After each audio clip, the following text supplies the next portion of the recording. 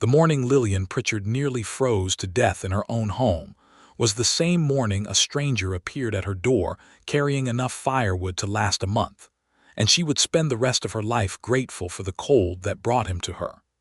It was January of 1878, deep in the territory of Wyoming, and the town of Caldwell Crossing had not seen a winter this brutal in living memory.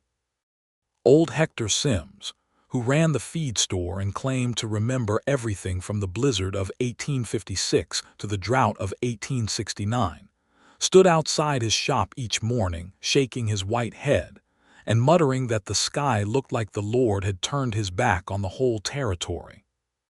The wind came screaming down from the mountains with such ferocity that it rattled window panes in their frames and sent loose boards skittering across the frozen mud streets like frightened animals. Snow had fallen every single day for 2 weeks, piling itself against fence posts and cabin walls, until the whole landscape looked like a white quilt pulled up over the shoulders of the earth.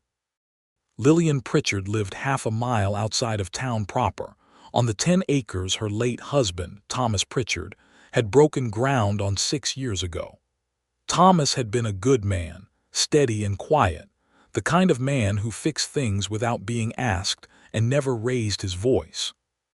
He had died of fever in the autumn of 1876, leaving Lillian alone with their daughter Clara, who was 7 years old and had her father's serious brown eyes and her mother's stubborn chin. The land was paid for, the cabin was solid, and Thomas had left a modest sum tucked behind a loose stone in the fireplace, which Lillian had stretched and managed with the careful precision of a woman who understood that no one was coming to rescue her. She was 28 years old, tall and lean from hard work. With dark chestnut hair she kept pinned at the back of her neck and gray eyes that most people in Caldwell Crossing found unsettling in their directness. She was not the kind of woman men found easy to approach, not because she was unkind, but because she gave the impression of someone who had already thought through every possibility and decided she was fine on her own. She sold eggs from her 6 hens, took in mending and laundry from some of the town ladies, and in the summer she kept a vegetable garden that produced enough to put up preserves for the whole winter. She was, by every practical measure, managing. But January of 1878 was not a normal winter, and by the 4th morning of the deepest cold snap yet, Lillian was no longer managing. The firewood she had stacked on the south side of the cabin, enough to last through February she had thought, had run low faster than she calculated. She had been burning it faster to keep Clara from shivering, feeding the stove through the night in a way she had never needed to before. And now, she stood in her kitchen in the gray light of early morning looking at the last 4 logs sitting in the wood box and doing arithmetic in her head that made her stomach sink. She had a child sleeping in the back room wrapped in every quilt she owned. She had 4 logs. She had a wind outside that was stripping the warmth from the cabin walls as fast as she could put it in. The woodpile outside was buried under 3 feet of snow and ice that had crusted over so hard she had broken her axe handle 2 days ago trying to chip through it.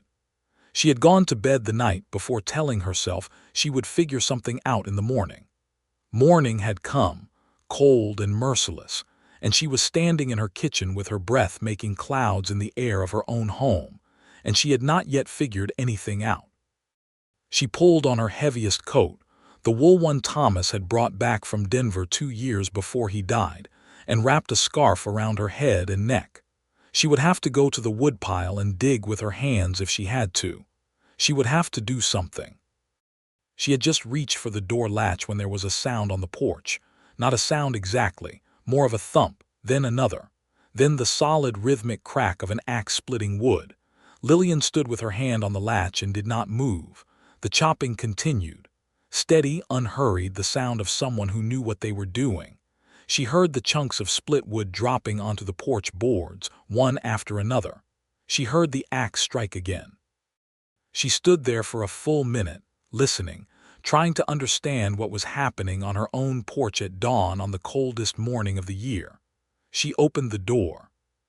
He was standing in the yard just beyond the porch steps, ankle-deep in snow, and he had apparently already been at it for some time because there was a neat stack of split logs on the porch boards, and he was working through a section of the frozen wood pile with an efficiency that suggested he was not even slightly bothered by the temperature or the effort. He was tall, broad through the shoulders, wearing a heavy sheepskin coat and a dark hat that had snow on the brim. He had dark stubble on his jaw and dark eyes that flicked up to look at her the moment she opened the door, and then he looked back at the wood and kept splitting. He did not explain himself. He did not say good morning or introduce himself or offer any reason for why he was standing in her yard splitting her firewood before the sun had fully cleared the horizon. He simply kept working, the axe rising and falling with that steady, competent rhythm, and Lillian Pritchard stood in her doorway in her wool coat and her scarf and stared at him. "Who are you?" she said. He glanced up again. "John Dawson," he said, and looked back at the wood. She waited for more. None came. "What are you doing?" She said. "Splitting wood," he said. She stared at him for another moment. The cold was pressing against her face and hands, and she could see her breath and his breath both rising in white plumes in the still frozen air.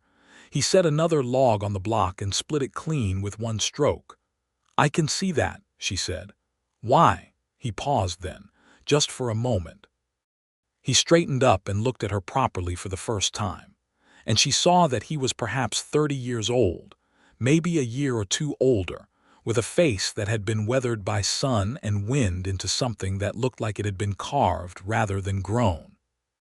There was a directness in his eyes that matched hers, and it was strange to be looked at that way, straight on, without any of the sideways careful looks she usually got from men who found her unnerving. "Saw your chimney," he said. "Not enough smoke for a morning this cold." Then he looked back at the wood and kept splitting. Lillian stood in her doorway for another moment, and then the cold decided the argument for her, and she went inside and put 2 of her last 4 logs on the fire. His name meant nothing to her. She had lived in Caldwell Crossing for 6 years, and she did not know a John Dawson. She went to the window and watched him work, her arms crossed over her chest, her mind turning the situation over the way she turned everything over, looking for the angle that made sense of it. Men did not show up at widows' homesteads before dawn in January and split wood for free. Men who did things like that wanted something in return, and whatever it was, she intended to have that conversation plainly, and immediately so there was no misunderstanding. But he just kept splitting wood. He worked for nearly 2 hours, long enough to build up a stack on the porch that would last her 2 weeks at least, and then he stacked it all neatly against the cabin wall where it would stay dry under the porch overhang, and he put her axe back where he had found it, propped against the wall, and he came to the door and knocked. She opened it before he could knock twice. "I would offer you coffee," she said, "but I would like to know first what you expect in return." He looked at her steadily. "Nothing," he said. "Men do not split a woman's wood for nothing." "This one did," he said simply. She studied his face. He met her eyes without flinching, without any of the calculating warmth she had learned to be suspicious of. He looked tired, she realized now. There were shadows under his eyes that spoke of a man who had not slept in a bed recently. "Come in then," she said. "I have coffee." He stepped inside and removed his hat, and she got her first real look at him in the light. He was exactly as the yard had suggested, broad and weathered, and quietly solid in the way of men who had spent years doing physical work in hard country. He held his hat in both hands and looked around the cabin with the particular careful look of someone who was trying not to appear like they were looking, taking in the mended curtains and the child's drawings pinned to the wall near the stove and the shelf of books in the small, neat kitchen, and his face registered nothing except a kind of quiet attention. "Sit down," she said, and he sat at the kitchen table, his hat on his knee, while she poured coffee from the pot on the stove. "Clara," she called toward the back room, "time to get up." A sleepy groan answered her. She set the coffee in front of John Dawson and sat across from him with her own cup. "Where are you from?" she asked. "Colorado most recently," he said. "Before that, Texas. What are you doing in Caldwell Crossing?" He wrapped both hands around the coffee cup, and she saw that his hands were large and calloused and that there was a healed scar across the back of his left one. "Passing through," he said. "Or I was, weather closed in." "Where are you staying?" "Slept at the livery the past 3 nights," he said. "Hanson let me bunk in the loft." She understood then, at least partly. A man sleeping in a livery loft in this cold had nothing to gain by hoarding charity. He had likely given the only kindness he had to offer, which was labor, and it made a certain kind of sense even if she did not yet know what kind of man he was. "The livery is a long way to come before dawn," she said. "I ride fast," he said, and there was something in the way he said it, not boastful, just factual, that made her believe him. Clara appeared in the doorway to the back room then, her dark hair loose around her face, dragging one of the quilts behind her. She stopped when she saw the stranger at the table and looked at him with her father's serious eyes. "Clara," Lillian said, "this is Mr. Dawson. He split our firewood this morning." Clara considered this. "Are you a cowboy?"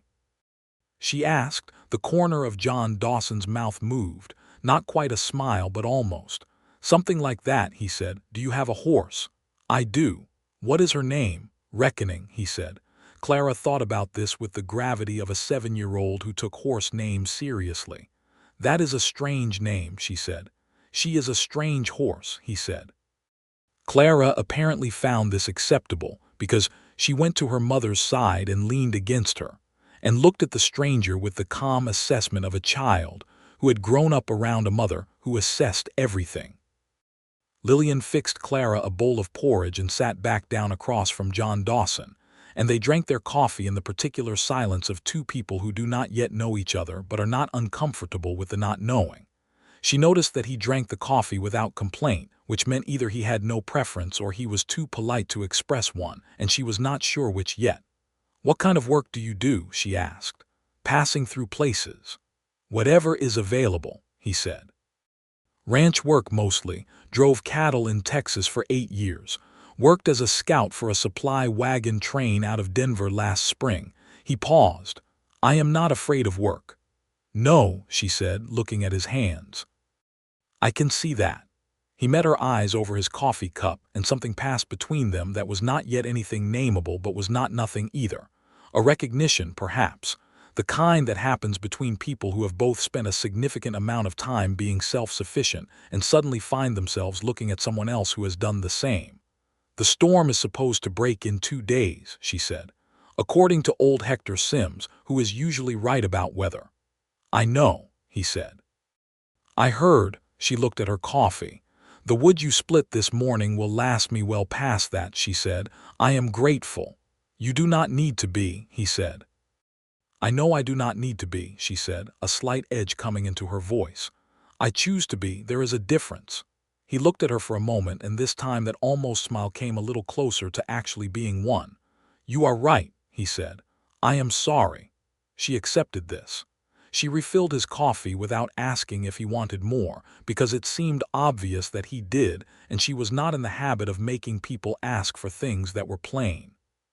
He watched her do it and said thank you, and she sat back down. "Where were you headed?" she asked. "Before the weather closed in." He was quiet for a moment. "North," he said. "There is a cattle outfit near Laramie that is hiring in the spring. Thought I would get there before the good positions were taken." "You have months until spring," she observed. "I am aware," he said. He looked at his coffee cup, and she saw something cross his face that might have been tiredness or might have been something lonelier. Seemed better to move than to stay still. She understood that too. After Thomas died, she had walked 3 miles in every direction from the cabin on the 2nd day, walking until her feet ached, because staying still had felt like drowning. "Will you stay for breakfast?" she said. It came out before she had finished deciding to say it. He looked up. The question had clearly surprised him, which told her that he was the kind of man who expected less rather than more, and she found she could not hold that against him. "I do not want to put you out," he said. "You split 2 weeks of firewood before sunrise," she said. "Breakfast is not putting you out. It is barely even close." He accepted. He helped without being asked, carrying the water bucket from the porch without making a production of it, and he ate the eggs and bread she made with the quiet appreciation of a man who had eaten enough poor meals to know a good one. Clara talked to him about her drawings on the wall, which she insisted on explaining one by one, and he listened to each explanation with a patience and seriousness that made Lillian's chest feel strange, because she knew how tiresome a 7-year-old's explanations could be, and he showed no sign of finding it so. When he left, an hour later, he put on his hat at the door and said, "Thank you for the breakfast, Mrs. Pritchard." "Thank you for the wood, Mr. Dawson," she said. He nodded and went out into the cold, and she stood at the window and watched him ride away on a large gray horse she assumed was reckoning, and she told herself that was the end of it. It was not the end of it. She went to town 2 days later, when the weather broke slightly, to get flour and salt from Hector Sim's store. The streets of Caldwell Crossing were churned with frozen mud and horse tracks, and the little cluster of buildings that constituted the town looked particularly forlorn against the white landscape, like something that had landed there by accident and was not entirely sure it meant to stay. She hitched her horse at the rail outside the store and went in, and there was John Dawson at the counter talking to Hector Sims about the price of hay. He saw her at the same moment she saw him, and he removed his hat, which was a thing she noticed because a lot of men in Caldwell Crossing did not bother. "Mrs. Pritchard," he said. "Mr. Dawson," she said. She went to the counter and gave Hector her list, and Hector, who was the nosiest man in the territory and made no effort to disguise it, looked between the two of them with unconcealed interest. "You two know each other," Hector said. "Mr. Dawson helped me with my firewood 2 days ago," Lillian said, in the tone she used when she wanted information delivered without embellishment.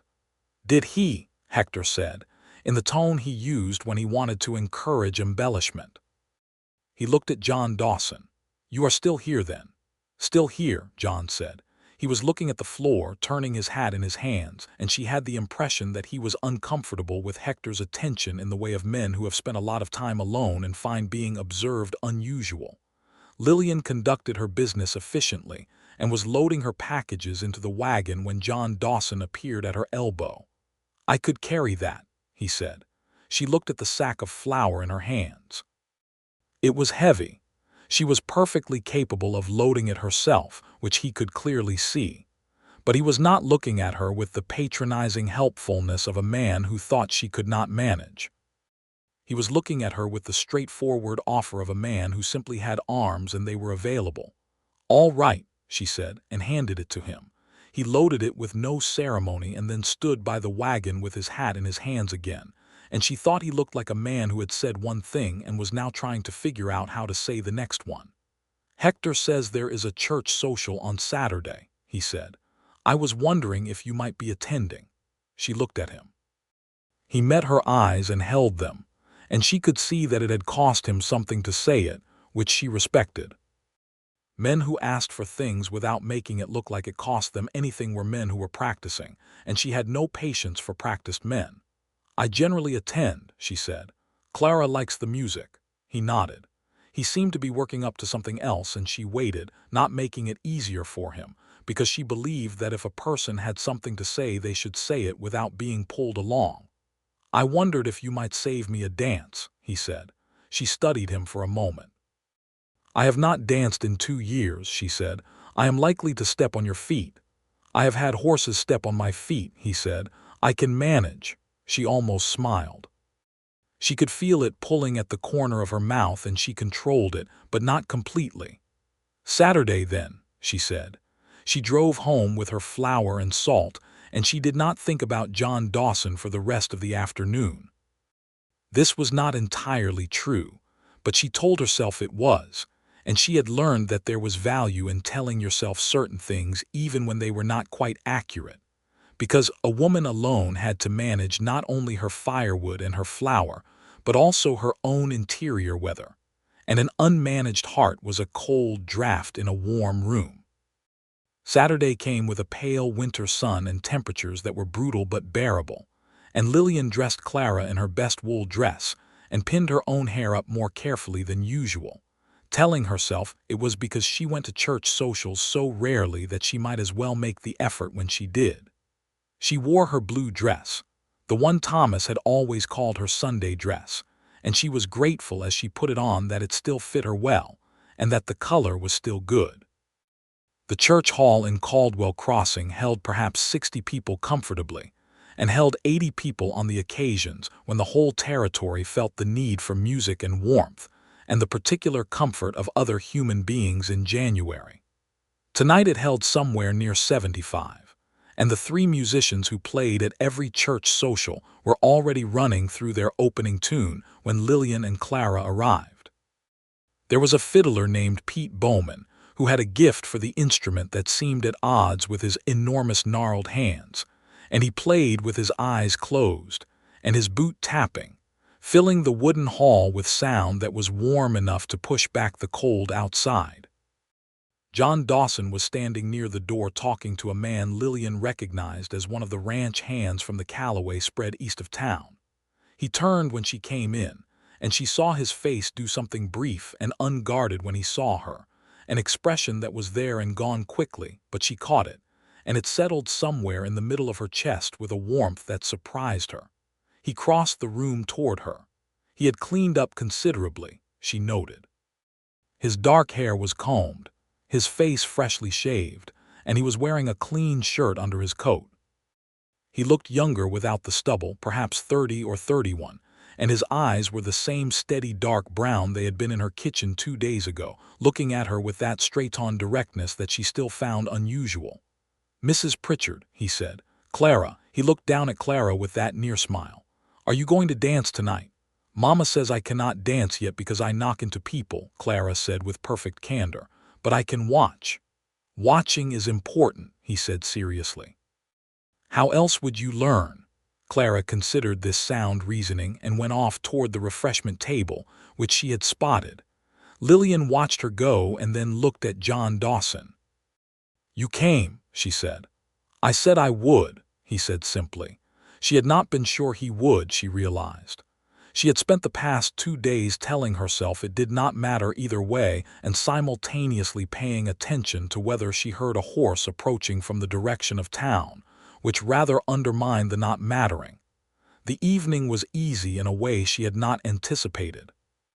He got her a cup of punch and they stood along the wall, and she introduced him to the people who stopped by, and he was quiet and polite, and did not try to be more interesting than he was, which she found more interesting than if he had tried. He talked to old Hector Sims about the cattle market with the fluency of a man who genuinely knew it, and he listened to Martha Callaway's lengthy account of her sister's difficult confinement in Cheyenne, with the same patience he had given Clara's explanations of her drawings, and Lillian watched him do these things, and felt something in her chest slowly and cautiously unclenching. When Pete Bowman struck up a waltz, John turned to her and offered his hand without speaking, because the offer was plain, and she took it without speaking because her answer was plain too. He danced the way he split wood, with a competence that was not showy but was entirely reliable. She had told him she might step on his feet, and she did once, and he did not even react except to adjust his hand on her waist to steady her, and she felt that adjustment as something more than steadying, a warmth through her dress where his hand pressed that she was not prepared for and could not quite dismiss. They danced 2 dances and then stood together near the window while Clara, who had consumed 3 cups of punch and had a fine old time watching everyone, fell asleep on a bench in the corner with her head on Martha Callaway's large, soft arm. "She looks like you," John said, looking at Clara. "She has her father's eyes," Lillian said. There was a brief quiet. "Were you happy?" he asked. "With him?" She looked at him. The question was direct, which was unexpected, but it did not feel intrusive. It felt like the question of a man who wanted to understand something real. "Yes," she said. "We were not a grand love story, but we were happy. He was steady and kind, and he worked hard, and he never once made me feel like a burden." She paused. "That sounds small, but it was not." "No," he said. "It is not small at all." She looked at him sideways. "What about you? Have you been married?" "No," he said. "Why not?" He thought about it, which she appreciated, because she had asked other men this question, and they always had a ready answer that was only partly true. He said, "I have not been still long enough to give anyone reason to trust me, "And are you going to be still now?" she said. He looked at her directly. "I might be," he said, "if there was reason." The words sat between them in the warm air of the church hall, not quite a declaration and more than nothing. She looked away first, at Clara sleeping in the corner, and she told herself she was being sensible and careful, and that she did not intend to be foolish about a man she had known for less than a week. But she could still feel the warmth where his hand had pressed her waist during the waltz, and the careful, sensible part of her was losing the argument steadily. He drove her and Clara home in her wagon because she had driven herself, and the temperature had dropped further, and he said, without elaborate explanation, that it made sense for him to drive since reckoning was already tied to the back. She could not find a reasonable objection to this, and she was not entirely sure she looked for one very hard. He helped Clara down from the wagon seat, which had the effect of allowing Clara to be carried half the way to the door in his arms because she was barely awake, and he handed her to Lillian at the door with the gentleness of someone who understood the particular weight of a sleeping child. "Thank you," Lillian said quietly, "for the evening." "Thank you for the dance," he said. He was standing on the porch steps, hat in hand, and he looked at her in the light from the window and said, "May I call on you, Mrs. Pritchard, properly?" She looked at him. A week ago, she would have had an answer ready, a polite, careful answer that kept everything at a comfortable distance. But something about the cold and the wood and the way he had listened to Clara's drawings with perfect seriousness had taken the edge off her usual defenses. "Yes," she said, "you may. He came back on Monday. He brought nothing. No flowers because there were none in January. No gifts because he seemed to understand that gifts at this stage would have made her suspicious. He came and sat at her table and drank her coffee and talked with her for 2 hours about Texas and Colorado and the cattle business and the question of whether the railroad would come through this part of Wyoming in his lifetime. And she found herself telling him things she had not told anyone since Thomas died, about how frightened she had been that first winter alone, about how she had lain awake at night doing the financial calculations over and over until she had them memorized well enough that fear could not find a gap in them. He listened to all of it, and he did not offer her reassurances or solutions. He simply listened, and when she was done he said, "You built something solid," and she felt those 4 words as a more complete understanding than most people had offered her in 2 years. He came back on Wednesday and they walked the property in the cold, and she showed him the garden beds buried under snow, and told him what she planned to plant in spring, and he listened to that too with genuine attention, occasionally asking questions about soil and drainage that indicated he knew about these things himself. He came back on Friday, and this time he brought Clara a stick of peppermint candy from Hector's store, and Lillian watched Clara's face go incandescent with delight, and she had to look away because the feeling in her chest had gotten considerably more intense, and she needed a moment to compose herself. Over the following weeks, as January gave way to a February that was still brutal but showed occasional evidence that it intended to relent eventually, John Dawson moved from the livery to a room at Ma Fletcher's boarding house, which was warmer and more comfortable. He found work helping Sam Calloway repair fence line, which in February was miserable work, but he did it without complaint. And in the evenings he came to Lillian's cabin and sat at her table, and they talked until the fire burned low. He told her about Texas, about 8 years driving cattle through rough country, about the particular loneliness of that life, which was not the loneliness of isolation, but the loneliness of being always surrounded by men and animals and movement, and never having anything that was truly yours.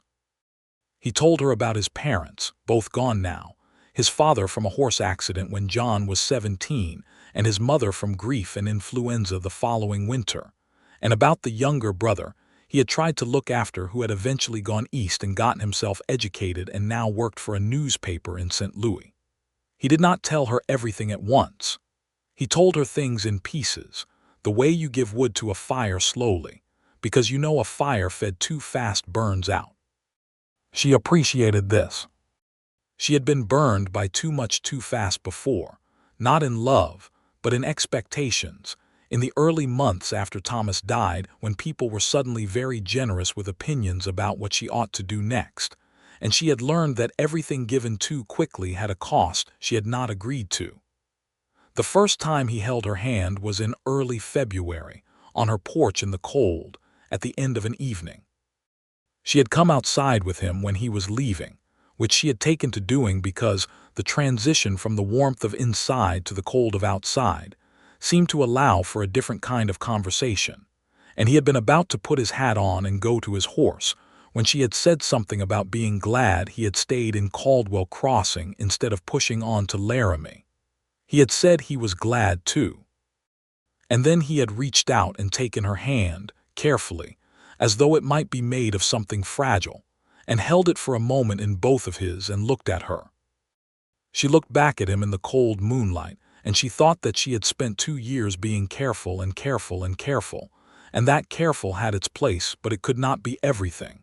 And his hands were warm even in the cold, and she could see her breath and his breath mixing in the frozen air, and she thought that was something, 2 breaths in the same cold air, and she held his hands back. He kissed her for the first time at the end of February, on the same porch, in the same cold, and it was not the tentative half-hoping kiss of a man unsure of his welcome. He had asked first, quietly, and she had answered with the same quiet, and then it was real and warm and unhurried, and she understood why she had spent 6 weeks talking to him every day, because this felt entirely logical, the end point of everything that had been said and listened to and shared. When he pulled back, he looked at her, and she could see on his face the same thing she suspected was on hers, which was the slightly stunned expression of someone who had discovered a door they had not known was there, and found that it opened.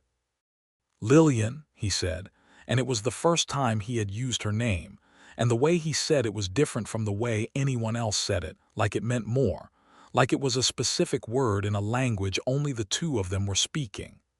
"John," she said back, and the word felt that way to her too. March came, and with it the first real signs that winter intended to release its grip, small signs, the way the sky softened slightly, the way the mud under the snow began to show at the edges of the road, the way birds reappeared and sat in the bare trees looking offended and temporary. Lillian's cabin felt different in March, fuller somehow, even on the days John was not there, because the habit of him, the expectation of him, had changed the quality of the rooms. Clara had grown attached to him with the open directness of childhood, which simultaneously made Lillian's heart ache with tenderness and increased her caution, because a child's attachment was not a small thing to introduce into the equation, and she had a responsibility to Clara that complicated every feeling she had about this man. She talked to Clara about this, sitting on Clara's bed one evening while Clara combed her doll's hair. "Do you like Mr. Dawson?" she asked. Clara looked up. "Yes," she said. "He is serious, but he also is funny." "He can be," Lillian agreed. "What would you think if he spent more time here?" Clara considered this with the gravity she brought to most things. "Would he sleep here?" "I do not know yet," Lillian said carefully. Clara thought about it some more. "I think it would be all right," she said. "He fixed the loose board on the porch that I always trip on. Papa never got around to fixing it." She said this without any particular weight, the clear-eyed pragmatism of a child who remembered her father with love, and also noticed that the board was now fixed. Lillian went to bed that night thinking about the board, about the way John had fixed it without mentioning it, the way he had simply noticed it was broken and fixed it, and about how a person's character was most visible not in what they said, but in what they did when they thought no one was marking it down. She had been marking it down. She was honest enough with herself to admit that. She had been keeping a careful account of all the small things, the board and the water bucket, and the way he listened to Clara, and the way he looked at Lillian when she was not looking at him, and the account had grown long and the balance was considerable.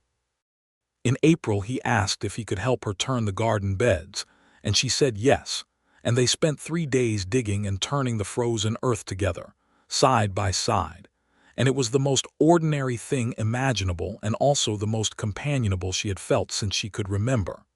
He knew what he was doing in a garden, which surprised her, and when she said so he told her his mother had kept a kitchen garden and he had helped her from the time he was small.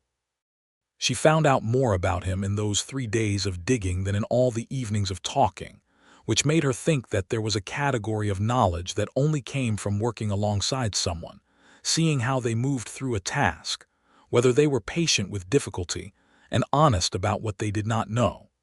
He was both, and he was not competitive about the work, did not try to take over or redirect, just worked at her side in the spring mud with a cheerful efficiency that she matched. By the middle of April, the whole territory was a different place, green beginning to push through the mud, the mountains losing their hard white caps, the sky opening up to a depth and blue that was Wyoming's particular gift after a winter like that one. Lillian's hens were laying properly again, and her garden was planted, and the days were long enough now to do real work in, and life had resumed its forward motion in the way it always did after winter, as though nothing had ever slowed. On an evening in late April, with the windows open to the warm evening air and Clara asleep in the back room and the garden beds showing their first pale green rows of seedlings, John Dawson sat at Lillian's kitchen table and said, "I need to talk to you about something." She sat across from him. The lamp on the table made the room soft and warm, and she could hear a nighthawk somewhere outside and the distant sound of a dog barking from the direction of town. She folded her hands on the table and looked at him and waited. "I told you I was going to Laramie," he said. "You did," she said. "I am not going to Laramie," he said. She waited. "I wrote to the outfit up there," he said. "Told them I had found work here." He paused. "Sam Calloway offered me a full position, year-round. The pay is fair." She looked at him steadily. "You told me this was a stopping place," she said, "passing through." "It was," he said. "Things changed." "What things?" she said, and the question was not a challenge, it was a genuine requirement because she needed to know what he meant precisely and she would not let him leave it vague. He looked at her. His hands were flat on the table between them and he turned one over, palm up, in a gesture that she had come to recognize as his version of openness, a way of showing what was there. "You," he said. "Clara, this." He looked around the kitchen briefly and then back at her. "I have spent 15 years moving from one place to the next and I was good at it and I told myself it was what I wanted. And then I drove past your cabin in January and saw the smoke and knew it was wrong and I stopped." He paused. "I know what that means now." Lillian looked at his open hand on the table. She thought about January, about the cold and the 4 logs and the terror she had felt standing in her kitchen looking at them. She thought about 2 years of careful arithmetic and careful feelings, and careful management of every possibility. She thought about Clara saying the board was fixed and about dancing 2 waltzes and about breathing in cold air on a porch in February. She put her hand in his. "What does it mean?" she said quietly because she needed to hear him say it. "I want to stay," he said, "if you will have me." She looked at him for a long moment in the lamplight. He met her eyes and did not look away and did not add anything to soften it or qualify it, just left it there plain between them, a simple statement from a man who had decided and was saying so directly. "I will have you," she said. He turned her hand over in his and looked at it the way he had looked at that first morning with a careful, serious attention, and then he looked up at her. "I want to marry you, Lillian," he said. "Not right away if you need time, but that is what I want and I thought you ought to know it plainly." "I appreciate the plainness," she said. She looked at their joined hands on the table. "Ask me again in a month," she said. "Not because I am uncertain, but because a month will have told us what we need to know." He nodded, he understood. He said, "All right." The month passed, and she watched him with a completeness she had not allowed herself before, knowing what was coming at the end of it and wanting to see everything clearly. She watched him with Clara on a Saturday afternoon when he sat on the porch and helped her memorize the letters of the alphabet by turning them into a game about horses and rivers.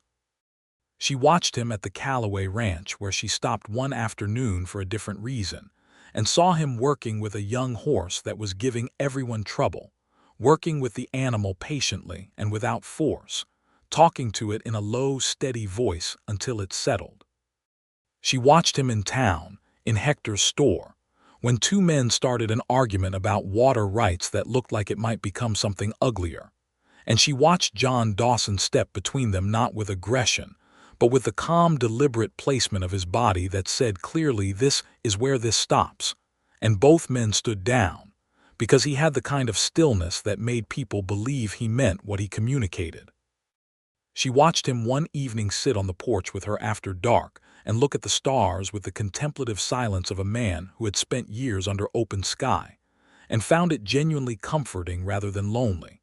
And she felt, sitting beside him, that she was in the presence of someone who had made peace with himself in a way that was not common and not easy, and was, in her estimation, one of the most quietly attractive qualities a person could possess.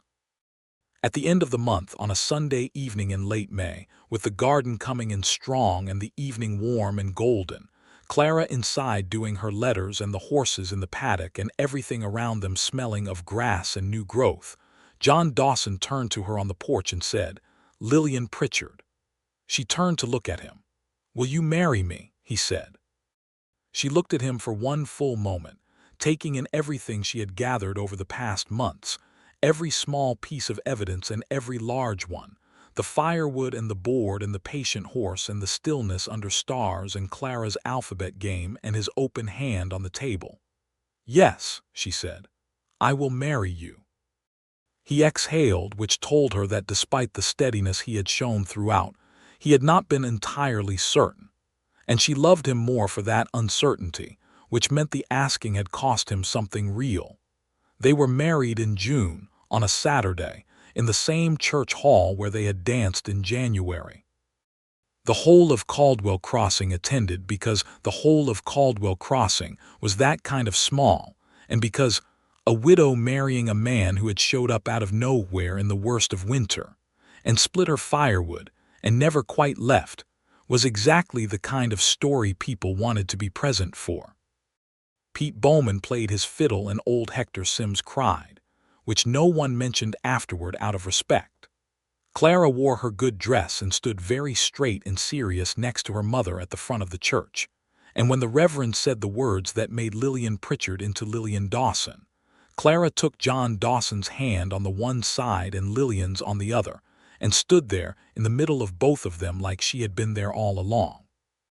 The reception was in Hector's store, pushed back to make space, and there was music and food brought by half the women in town, and Lillian danced with her new husband and stepped on his feet twice, and this time she laughed when she did it, and so did he. And she thought she had not heard herself laugh like that in a very long time, and that it sounded like something that had been waiting.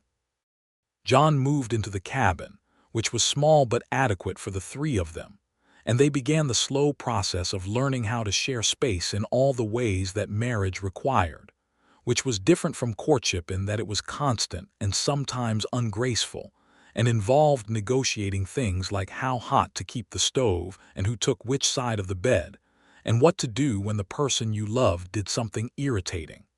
He was not a perfect man. She had not expected a perfect man and would not have trusted one. He was stubborn about certain things, particularly about asking for help, which she recognized as the deep habit of someone who had spent too many years being entirely self-reliant and found it difficult to distribute the weight. He was sometimes quiet in a way that she had to learn to read, to know the difference between the quiet of contentment and the quiet of something working through him that needed space to resolve. She was not a perfect woman. She was too guarded sometimes, pulling back behind her practical, careful manner when feelings grew large enough to scare her, and she knew he noticed and was patient about it, never forcing the door but making it clear it could be opened. She was also, as she readily admitted, somewhat particular about how the kitchen was organized, which he learned about on the third day of marriage when he helpfully rearranged the shelves, and she rearranged them back without comment, but with an expression that communicated her position completely. He had laughed at that. A real laugh, full and warm, and then he had said, "I understand," and never touched the kitchen shelves again except to hand her things from them. And that was the kind of accommodation that made a marriage work, she thought. Not the grand gestures, but the consistent small intelligence of paying attention. Summer on the Wyoming homestead was glorious and hard in equal measure. The garden produced enormously, and she put up preserves and canned everything she could, and John built 3 new raised beds and fixed the fence around the paddock. And there was always more to do than there were hours of light, and they worked side by side through the long days in a way that felt entirely right. Clara flourished. She had started the previous autumn at the Caldwell Crossing School, which met 3 days a week in the church hall, and was conducted by a young teacher named Miss Elspeth Harding, who had come out from Ohio with a trunk full of books and a mission to civilize this particular corner of the territory. Clara loved school with a passion that pleased Miss Harding and slightly alarmed her mother, who had not expected to raise a child who asked quite so many questions about quite so many things. John Dawson, when informed of this, said that it seemed like an excellent characteristic and that Clara got it honestly, which made Lillian give him a look and also privately agree. In the late summer, John came home from a day at the Callaway Ranch with news that Sam Callaway was considering selling 20 acres on the east boundary of his land, acres that abutted Lillian's property on one side, and was wondering if there was anyone interested before he advertised it widely. Lillian and John sat up late that night with paper and pencil working through the numbers. The land was priced fairly. If they bought it, they could run a few head of cattle in addition to the homestead operation, which would change the nature and the scale of what they were doing significantly. It would require a loan from the bank in town, which was a thing neither of them took lightly. "It is a risk," Lillian said. "Yes," John said, "but it is a reasonable risk," she said, working through the calculation again. "If the cattle market holds and Sam thinks it will, given the railroad talk, then within 3 years we would be clear of the loan and ahead of where we are now." "That is how I see it too," he said. "But you know this land better than I do. You know this territory. What does your instinct say?" She looked at him across the table, at the lamp between them and the numbers on the paper. "My instinct says to do it," she said. "Thomas always thought this parcel was the natural next step. He just never had the capital." John was quiet for a moment. She had noticed that he was always careful when Thomas was mentioned, careful not to be dismissive and not to make anything of it, just to receive it as part of the landscape of her life, which it was. "Then let us do it," he said. They bought the land in September. Sam Callaway was satisfied, and his wife Martha was delighted because she liked Lillian and was glad the land was going to someone she trusted. They took on 4 head of cattle to start, which John and one of the Callaway hands drove over on a Tuesday morning, while Lillian and Clara watched from the fence. Clara was enchanted by the cattle and immediately gave them names, which John pointed out with gentle practicality were not names you wanted to give to animals you might eventually be eating. Clara said she knew that, and she did not intend to eat them, and she was naming them anyway. And John looked at Lillian over Clara's head with that near smile, and Lillian looked back with an expression that said clearly, "This is what you married into," and she saw him decide he was perfectly happy with it. The autumn was busy and good. The harvest came in strong, and the cattle settled, and John taught Clara to ride properly on a gentle old mare he acquired from a rancher who was downsizing, and the 3 of them rode out together on Sunday afternoons through the golden autumn fields in a way that felt like something from a painting, the kind of life that looked simple from the outside, but was built from hundreds of daily decisions and efforts and negotiations, and was simple only in the sense that it was whole. In November, Lillian told John she was expecting a child. She told him in the evening, sitting across from him at the same table where he had asked to marry her, and she watched his face go through a series of expressions that were not quite controllable, surprise and then something that looked like wonder and then a quietness that was neither of those things but contained them both. He did not say anything for a moment. He looked at her. "John," she said. "I heard you," he said. His voice was different, lower. "I am just—" He stopped. "Are you well? Are you feeling well?" "I feel fine," she said. "I have been through it before. I know what to expect." He got up from his chair and came around the table and crouched down beside her so they were at the same level, and looked at her with an expression that she would keep in her memory for the rest of her life, because it was one of the most completely unguarded things she had ever seen on a human face. "Lillian," he said. "Yes," she said. "Thank you," he said, which was not what she had expected and was somehow exactly right. She laughed and then she was crying slightly, which also surprised her. And he put his arms around her where she sat, and she leaned into him and thought about January, and the cold and 4 logs and a stranger in her yard, and the arithmetic of how a life accumulates itself.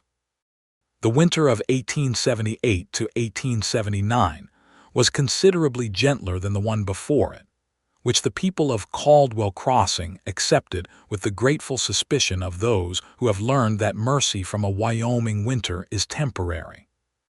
The cabin was warmer with 2 adults in it, and Lillian, who found the early months of pregnancy tiresome in ways she had forgotten, was grateful for John, who did the outdoor work without complaint and brought her ginger tea in the mornings and did not make a fuss about the fuss. Clara found out about the baby in December and treated the information with the seriousness she brought to everything, asking practical questions about where the baby would sleep, and whether it would be loud, and whether she would still be allowed to have the back room to herself. These questions were addressed to her satisfaction, and she settled the matter in her own mind by deciding she was going to be an exceptionally competent older sister, a role she began preparing for immediately by reading every book in the school's small collection that pertained to children or medicine, which was not very many books, but she read them thoroughly. Christmas was celebrated at the homestead for the first time as a full family, with a small tree John cut from the hillside and decorated with paper stars Clara made, and the dried cranberries Lillian had strung the week before. They invited Ma Fletcher from the boarding house, who was alone since her son had gone to California, and old Hector Sims, who had been alone since his wife passed in 1874. It was a full table and a warm room, and outside the snow was falling lightly, and the horses were in the paddock, and the cattle were in the small barn John had built in October, and Lillian looked around the table at the faces in the lamplight, and felt the specific fullness that comes not from having everything you ever wanted, but from recognizing that what you have is exactly enough. She caught John looking at her from across the table, and he raised his coffee cup slightly. Not a toast exactly, just an acknowledgement, and she smiled at him, and that was sufficient because some things do not require language. In the spring of 1879, on a morning in April that smelled of new grass and wet earth, and the particular freshness that Wyoming produced in spring as though compensating for winter, Lillian gave birth to a son. John Dawson was 40 feet away in the barn when the midwife came to tell him, a capable woman named Agnes Reed who had delivered half the children in Caldwell Crossing and did not believe in unnecessary drama. She came to the barn door and said, "You have a boy, Mr. Dawson." "Both well." And John Dawson, who had spent the past 6 hours doing every unnecessary task in the barn because remaining still had been impossible, sat down on a hay bale and put his face in his hands for a moment, and then stood up and walked to the cabin with the stride of a man who needed to see something with his own eyes before he could believe it. The baby was small and red, and had, Lillian thought, the look of every new person who had not yet decided who they were going to be.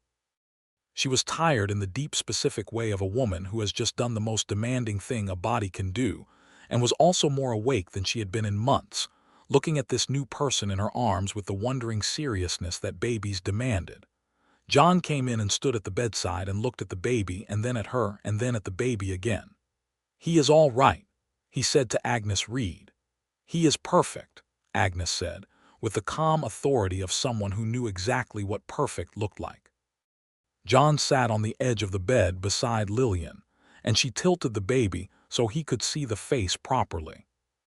The baby, apparently sensing an audience, opened one unfocused eye and then closed it again. "He has your nose," Lillian said. "Poor creature," John said, which startled a laugh out of her that she immediately regretted because laughing was currently uncomfortable. "What shall we call him?" she said. They had discussed names, had a short list, and now looked at the real particular person in front of them and tried the names to see which fit. They tried Thomas, which Lillian had put on the list and John had accepted without question, but it did not sit quite right, and she herself found that she wanted this child to be entirely new. "Samuel," she said, trying it. John said it. "Samuel Dawson." He turned it around in his mind and she could see him considering it. "After my father," he said. His name was Samuel. She had not known this. She looked at him. "Then Samuel," she said. Clara came in an hour later and stood at the bedside with enormous serious eyes looking at her brother, who was by this point asleep with the complete commitment of the newborn. "He is very small," Clara said. "You were 2, Lillian told her. "I do not remember that," Clara said, which was a perfectly reasonable thing to say, and which for some reason made both Lillian and John laugh at the same time, and the sound of it filled the cabin and went out the open window into the spring air. Samuel Dawson grew at the rate that babies grow when they are fed and loved and have a 7-year-old sister who considers their development a personal project. He was a cheerful baby, which was a relief, and then a cheerful toddler, which was somewhat more exhausting but still a relief. He had John's coloring and Lillian's gray eyes and a personality that appeared to be entirely his own, sunny and interested, and inclined to investigate everything within reach. The homestead expanded. In the summer of 1879, John bought 2 more head of cattle and built a proper small barn to replace the one he had thrown up in a hurry the previous autumn. Lillian's garden had become something substantial now, with the added acreage, and she had begun selling vegetables to Hector Simms' store and to the hotel that had opened in Caldwell Crossing when the territory's growth brought enough travelers through to make one viable. The railroad reached a junction 30 miles east of Caldwell Crossing in 1880, which changed everything and nothing simultaneously, the way large changes do. The town grew. New people arrived. A proper doctor came, which was a thing the whole territory had needed badly and greeted with considerable relief. A school building was constructed, actual and permanent, with a real classroom and enough books for everyone. And Miss Elspeth Harding, who had been conducting her civilizing mission from the church hall for 3 years, accepted the new position with a satisfaction that was visible from some distance. Clara, now 9, had grown into a quietly formidable person who read everything and asked questions that sometimes made adults look at each other with the uncertain expression of people who have been outthought by a child. John taught her to read a map, which she took to immediately and began applying to her understanding of everything around her, asking about geography and distance in ways that suggested a mind that naturally organized the world spatially. Lillian taught her everything she knew about running a house and a farm with the practical intelligence of someone who had learned by necessity and taught with the same directness. In 1880, Lillian discovered she was expecting again.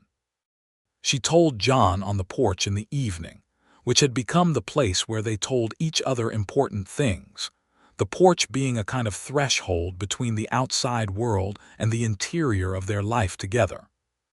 He put his arm around her and they sat together looking at the dark yard and the stars above it and the lamplight from the kitchen window making a warm rectangle on the boards, and he said, "Are you glad?" "Very," she said. "Good," he said.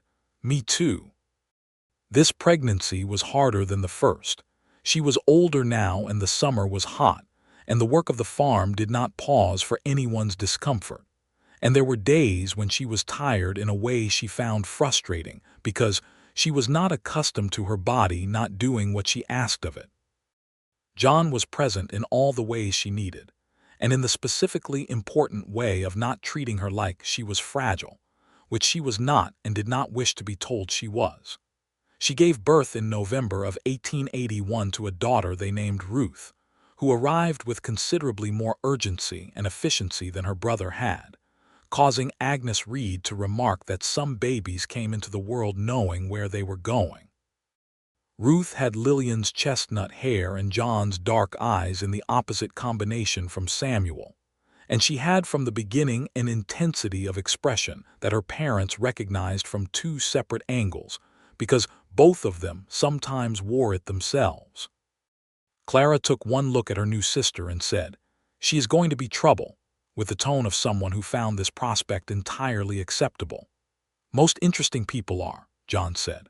"The years that followed were the years that built something, the kind of years that do not announce themselves as important but are, being made of days that were ordinary and seasons that were demanding and a life that grew around them both the way a tree grows around the shape of the wind, adapting and strengthening."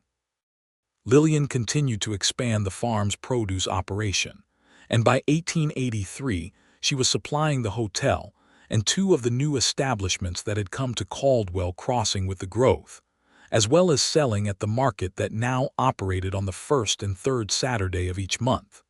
She had a head for it, the quiet mathematical pleasure of it, the satisfying logic of a good year putting by enough for a harder one. John had become something of an authority on cattle in the region, which had happened without his particularly seeking it. Sam Calloway recommended him to neighboring ranchers when they had problems he could not solve himself, and his reputation for honest assessment and practical knowledge spread in the way of things that are simply true. He was offered more work than he could take, and turned some of it down to stay near the homestead, which he did without complaint or drama. There was a period in the winter of 1883 when things were tight. The cattle market had contracted, and two of Lillian's regular buyers at the market had left the territory when the easy land ran out, and the real work of staying became apparent. She and John sat at their table with paper and pencil on several evenings in January and February doing arithmetic that required them to be honest with each other about what they could and could not manage. It was during one of these conversations that she said something she had been carrying for some time. "I want to say something and I want you to hear it properly," she said. He put the pencil down and looked at her. "We are going to be all right," she said. "Not fine, not easy, but all right. I know because I have been in tighter positions than this, and I know what that feels like, and this is not it." She looked at him steadily.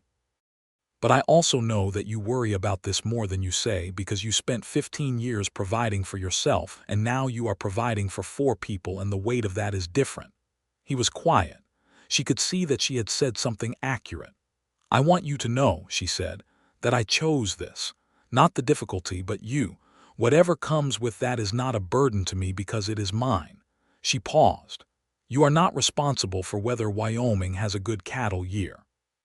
You are responsible for how we work through it and that you are doing." He looked at her for a long moment. "You are remarkably clear about things," he said. "Someone has to be," she said. He reached across the table and took her hand, the same gesture he had made years ago on the same porch steps, and she held his hand back, the same way she had then, and they looked at each other across the lamp and the paper and the numbers, and she thought that this was what she had meant when she said that the real thing was never the grand story but the two people in a room telling each other the truth. They came through the tight winter of 1883. The market recovered the following spring, as markets did. The garden was exceptional that year, as though making amends, and Lillian put up more preserves than she had space for and sold the rest, and by summer they were entirely comfortable again. Clara turned 13 in 1884, and the world of her expanding mind became a daily astonishment to her parents. She had read every book in the school and had started corresponding, through the mail that the railroad now brought more reliably, with a small lending library in Cheyenne that Miss Harding had connected her with. She wanted to become a teacher, which she announced at dinner one evening with the straightforward directness she had inherited from both parents, And John and Lillian looked at each other and then at her and said, without any hesitation, that they thought that was exactly right. Samuel, now 5, had become a miniature outdoors enthusiast who followed his father around the property with the focused attention of a naturalist, naming things and asking their names and developing strong opinions about horses and cattle that were not always accurate but were always confident. He had John's serious work ethic and Lillian's practical mind, and was, as John said once to Lillian quietly, already more sensible at 5 than some men he had worked with at 30. Ruth at 3 was exactly what Clara had predicted. She was magnificent trouble of the best kind, curious and fearless, and inclined to get into everything, and then explain why it had seemed like a good idea with a fluency that was difficult to argue with. Lillian watched her daughter and felt a complicated love that contained amusement and terror in roughly equal measure, and she watched John watch Ruth with an expression of affectionate helplessness that she found entirely endearing. In 1885, Clara started teaching at the Caldwell Crossing School as a junior assistant to Miss Harding, who was by now a permanent and beloved fixture of the town, and had long since stopped thinking of her position as temporary. Clara was 14 and exceptional at it, with the patience for individual students that Miss Harding recognized immediately as a genuine gift rather than a learned skill. Lillian went to watch her one afternoon in October, standing at the back of the classroom where Clara did not see her, and watched her daughter explain long division to a row of small faces, with the same serious, careful attention she had brought to everything since she was old enough to bring attention to anything. She walked home with her eyes stinging in a way she attributed to the autumn dust. John was waiting on the porch when she got back, which was a habit he had when she went out without him, a quiet maintenance of the fact of her, checking that she had returned. She had initially found this mildly irritating, being a person who found surveillance of any kind resistible, but she had come to understand that it was not surveillance at all. It was simply that he preferred to see her and did not make much effort to hide it. "How was she?" he said. "Wonderful," Lillian said. She sat down in the porch chair next to him. She explained long division to 6 children who could not follow it, and by the end they all could, and she never once showed impatience. She looked at her hands. "I do not know where she got that." "I do," he said, and looked at her. She looked back at him. After 7 years she still found his directness affecting. Not surprising exactly, she had gotten used to it, but still affecting, the way a particular piece of music could be familiar and still move you. "You are being generous," she said. "I am being accurate," he said. "There is a difference."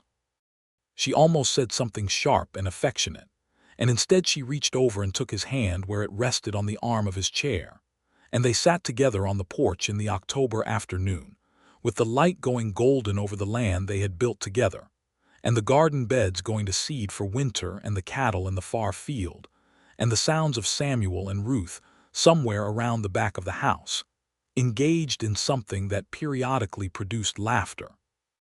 The town of Caldwell Crossing had grown enough by 1886 to feel, if not quite like a real town, at least like something with ambitions in that direction. A second store had opened next to Hector's, selling dry goods and fabric. A proper hotel now stood at the main intersection. There was a doctor, as mentioned, and a dentist who came through on a circuit every 2 months. There was a post office and a telegraph station, and a lawyer who operated 2 days a week from a back room in the hotel. The church had been expanded, and a second one built for the Methodist congregation that had arrived with the new settlers. John had become a solid presence in the town in the way of men who are reliable and consistent, and do not seek recognition, but receive a form of it anyway. He served 2 years on the town council in a capacity that required him to sit through meetings that often tried his patience, and which he came home from occasionally sighing in a way that told her they had been particularly trying. He was honest in his civic capacity in the same way he was honest in everything else, saying what he thought clearly and without decoration, which some people found refreshing and some people found inconvenient, and he could not control which. In 1887, they had a visitor. John's younger brother, Robert Dawson, who had been writing to them from St. Louis for 2 years, with increasing talk of possibly coming west to see what John had built, actually came. He arrived on the train in July with a leather traveling bag and the look of a man who had been reading about the West and was now encountering the reality of it, which was somewhat different. Robert was 26, 8 years younger than John, and had their father's lighter coloring. He was articulate and quick, and had the particular energy of someone who had spent years with newspapers, always turning things over to find the angle of the story. He was also clearly delighted by everything: the scale of the landscape and the cattle and the garden and the children and the whole life his brother had built here in what Robert called, with genuine admiration, the middle of nowhere. "It is not the middle of nowhere," Lillian said on the second evening when they were all sitting on the porch in the summer dark. "It is the middle of somewhere. It just happens to be somewhere that requires effort to appreciate." Robert looked at her and grinned.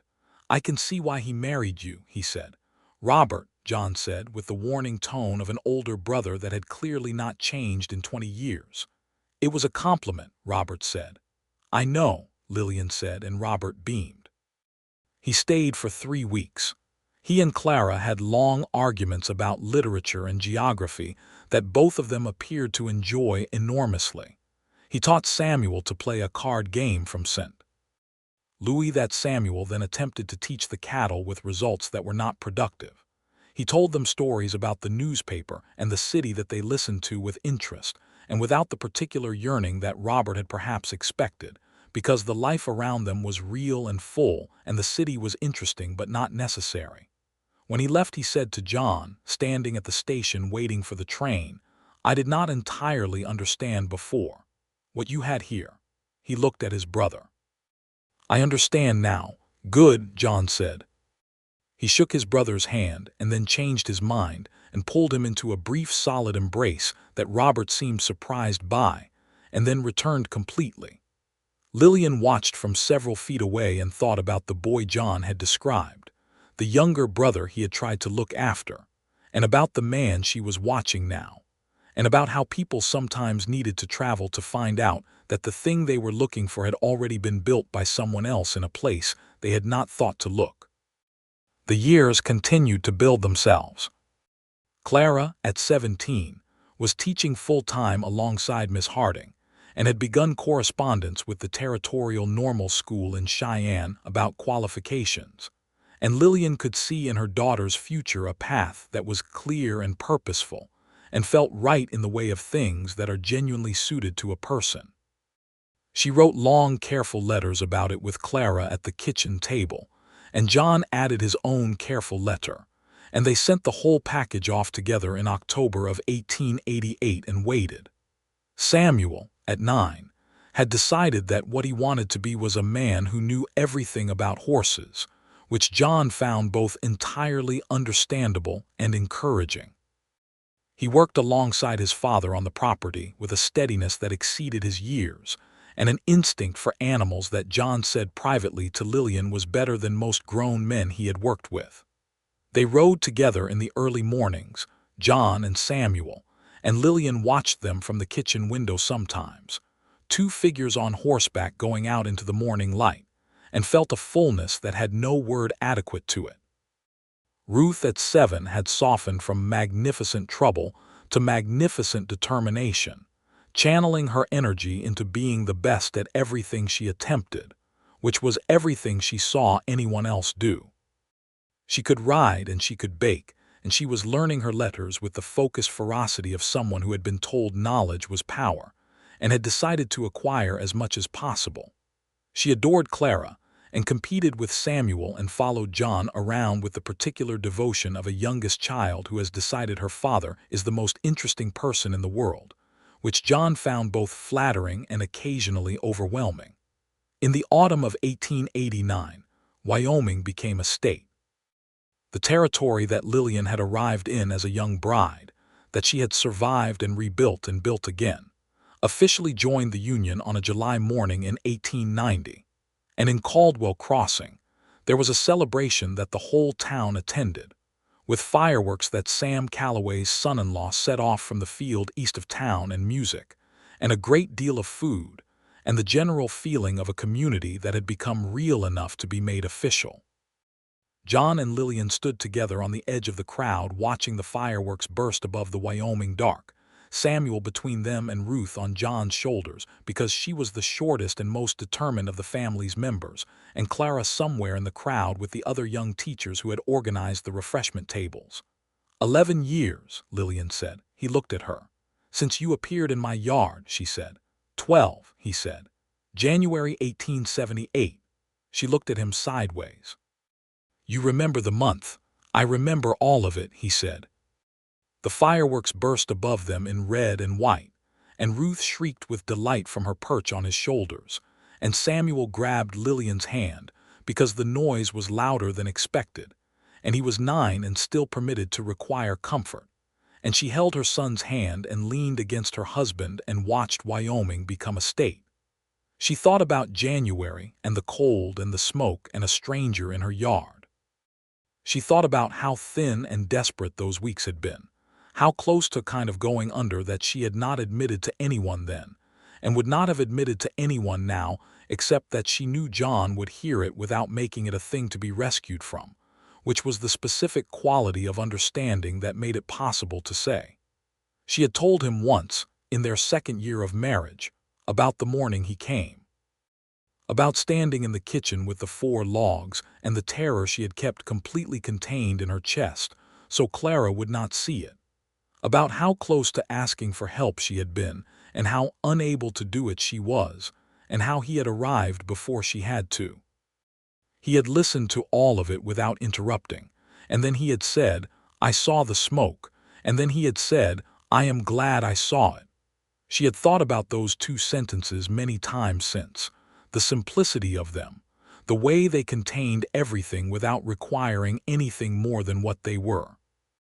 Clara came back to Caldwell Crossing after 2 years at the normal school in Cheyenne, and then surprised everyone, including herself, by accepting a position at the expanded school in a larger town 40 miles north, which was a sign of how good she was and how much the world outside Caldwell Crossing had noticed. She came home for summers and Christmas and wrote long letters that arrived by the now reliable mail, and the homestead felt different without her daily presence but not diminished, because she had become herself so completely that the self traveled with her.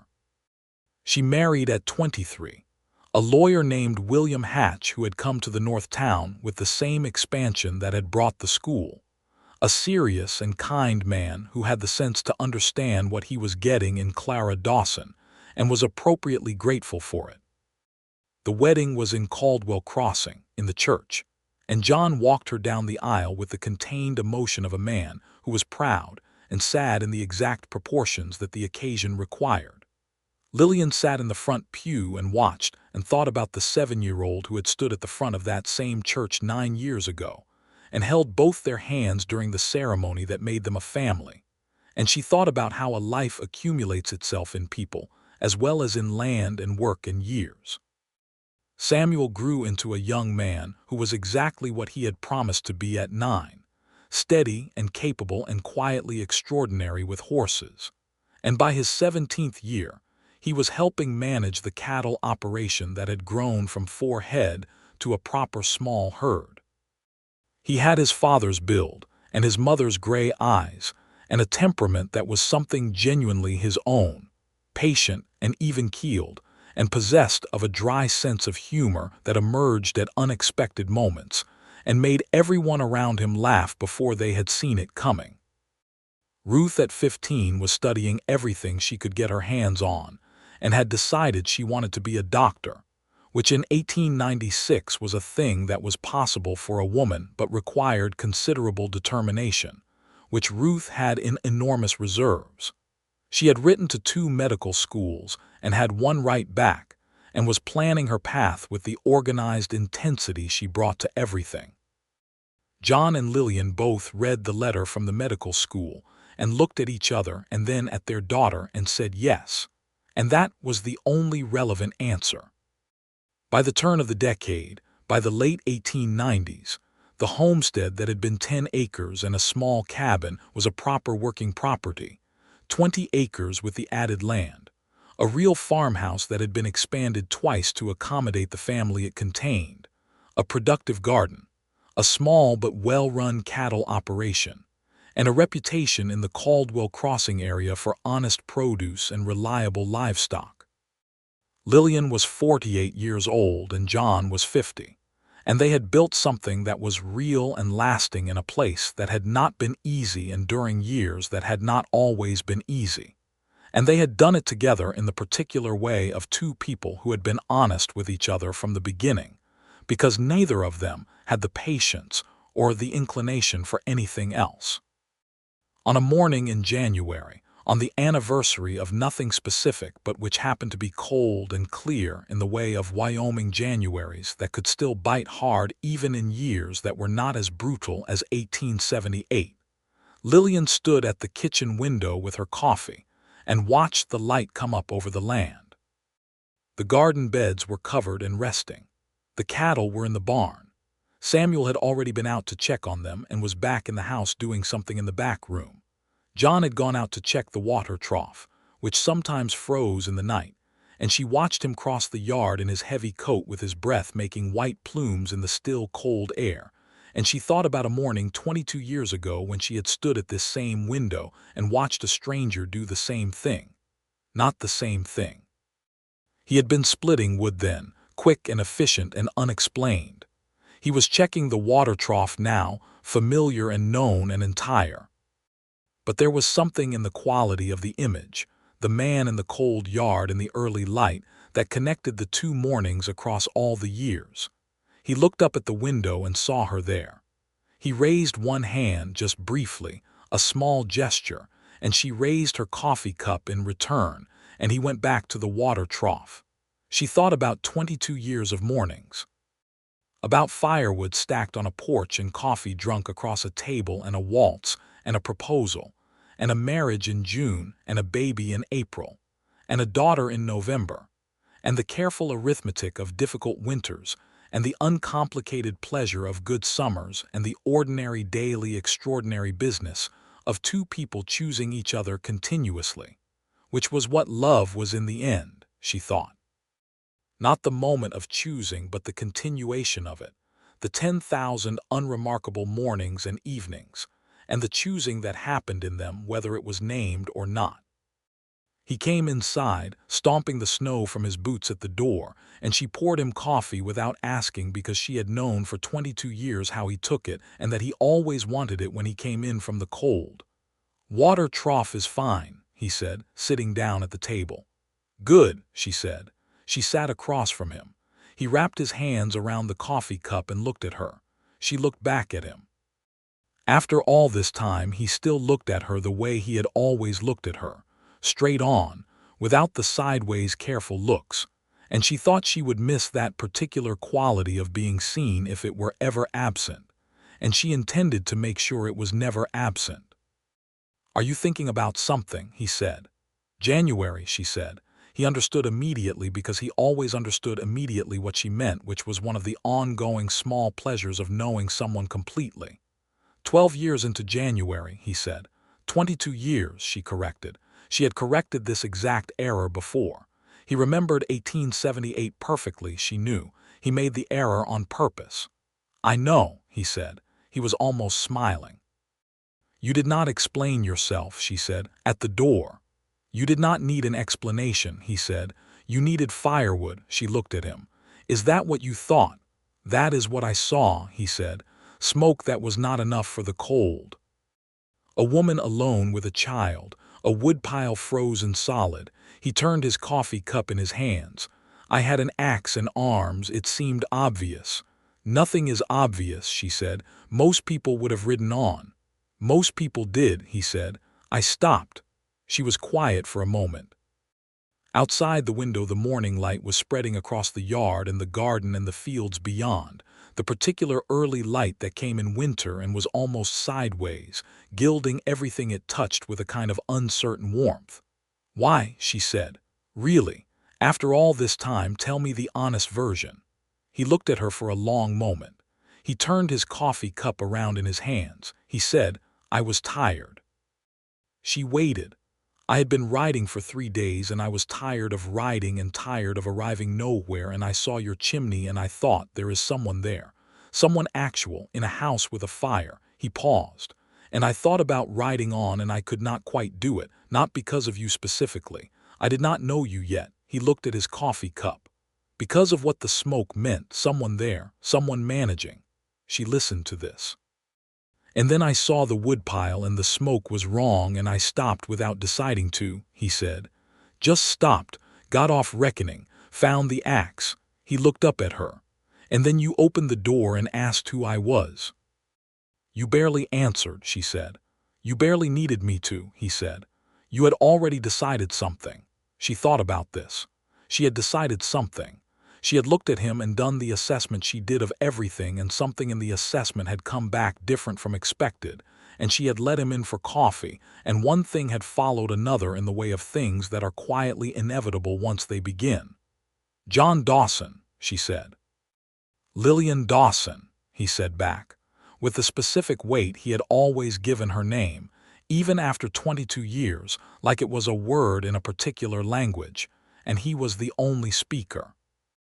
Samuel came through the kitchen then with his coat already on, heading to the barn for the morning feed, and he paused and looked at his parents sitting across the table from each other in the early light. "Good morning," he said, with the tone of a young man who has observed his parents being sentimental before and finds it both slightly embarrassing and fundamentally reassuring. "Good morning," they both said, in the slightly overlapping way of people who have said good morning together enough times that their timing has converged. Samuel went out to the barn. The door closed behind him. The kitchen was warm and quiet, with the light coming in the window and the coffee in their cups, and everything outside in its proper winter rest, and everything inside in its proper daily life. Lillian looked at her husband across the table. She thought about what they had built, the land and the work and the children, and the 22 years of ordinary days that were the real substance of a life. She thought about Clara teaching 40 miles north, and Ruth planning her medical school, and Samuel in the barn, and the cattle and the garden, and the house that had grown around them. She thought about a woman who had stood in a cold kitchen with 4 logs and had not known what would happen next, and she felt toward that woman the specific tenderness of someone who knows the end of the story and can see both the fear and the fortune of it. "I am glad you stopped," she said. He looked at her, and the almost smile was fully a smile now, the real one, the one she had learned to wait for in those first weeks because it was worth the waiting. "So am I," he said. "Every single day." She reached across the table and he took her hand, and they sat together in the warm kitchen on the coldest kind of January morning. And outside the snow was still on the ground, and the light was still coming up slow and golden over the Wyoming land they had made their own. And inside there was coffee and warmth, and the sound of Samuel in the barn, and somewhere in the house the creak of the floor that meant Ruth was up and looking for breakfast. And everything was whole and resolved in theirs. And it was more than enough, and it always had been.